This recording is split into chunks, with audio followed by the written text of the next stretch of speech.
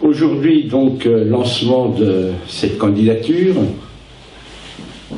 une équipe menée par Jean Paulès, avec Emmanuel Depost, et puis d'autres amis, donc un grand plaisir pour moi de les retrouver dans ces circonstances, parce qu'une campagne électorale, c'est aussi un moment d'échange humain très fort entre ceux et celles qui constituent l'équipe.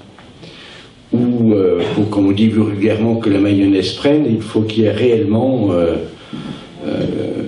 du lien et de l'amitié entre des femmes et des hommes qui représentent l'ensemble de la sociologie des quartiers d'une commune, qui se côtoyaient mais qui n'ont pas forcément au préalable eu à commercer ensemble, comme on disait au XVIIIe siècle.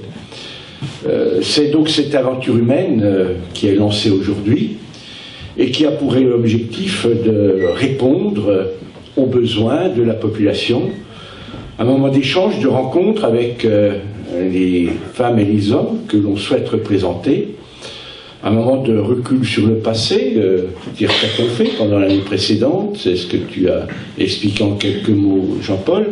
Il est bon de le rappeler parce que parfois les choses apparaissent naturelles alors qu'elles sont le fruit de combats, de ténacité, de volonté d'aller de l'avant.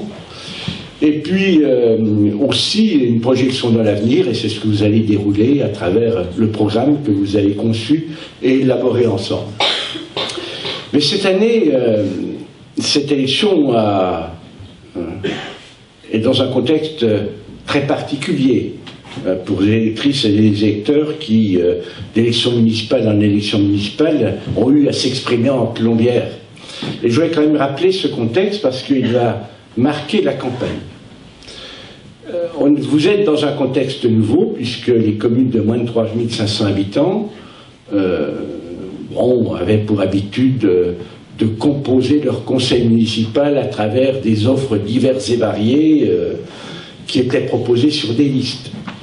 Et puis ensuite, après ce choix qui classait en gros des candidats en prenant d'une liste, d'une autre, d'une troisième, on arrivait à des élus dans un conseil municipal qui choisissaient majoritairement un maire et une équipe municipale pour gérer la commune. Et quand on est dans une commune qui a eu en permanence cette habitude, le passage en 2014 d'un scrutin de liste à la proportionnelle va modifier profondément la donne. Et je crois que ça, c'est un des aspects que vous devrez expliquer fortement, parce que très bien là. Non, mais c'est une très belle musique. C'est un contexte que vous allez devoir expliquer fortement parce que le comportement des électrices et des électeurs, s'ils ne prennent pas en compte cet élément-là, peut amener à quelques catastrophes. Donc, je le rappelle, c'est un scrutin de liste à la proportionnelle. Vous prenez les listes telles qu'elles sont. Vous votez la liste telle qu'elle est, toute rature, personne qui ne convenait pas, qu'on avait l'habitude de rayer, parce que plaire à tout le monde c'est toujours difficile, eh bien, totalement proscrit sous peine de nullité.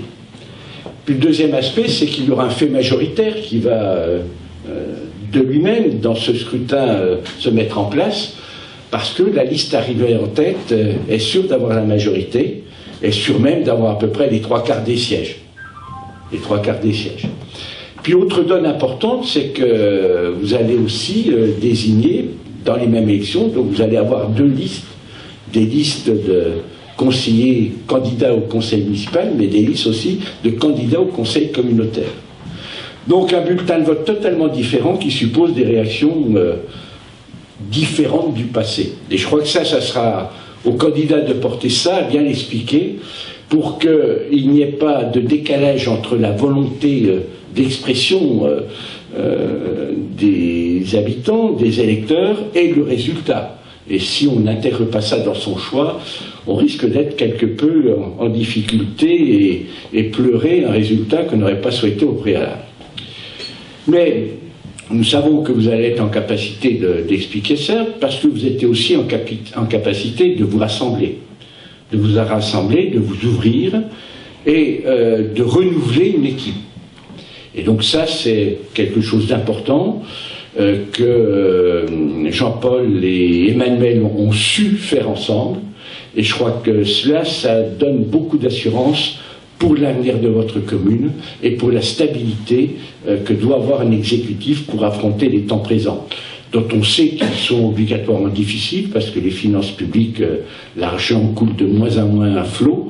Et donc, les choix seront d'autant plus nécessaires et pointus à faire.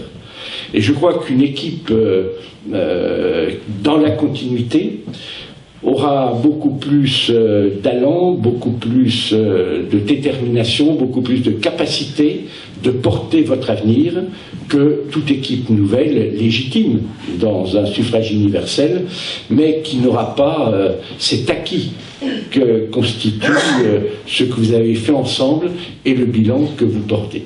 Voilà donc les quelques mots que je voulais dire en renouvelant ma sympathie à toute l'équipe, et puis en espérant que eh bien, le 23 ou le 31, ou le 30, pardon, je suis marqué par ce mur avec la bague de 31. D'ailleurs, c'est de la faute d'une des plombières soises présentes que je fais ça, parce qu'il y a une fille là, du canton de Semur qui est là, de Massager-les-Semur, voilà, qui est là et qui fait partie, mais qui vit à mi-temps dans les deux. Je la revois à Semur le week-end. Donc je vous souhaite bonne chance et puis que la victoire soit au bout du chemin. Merci.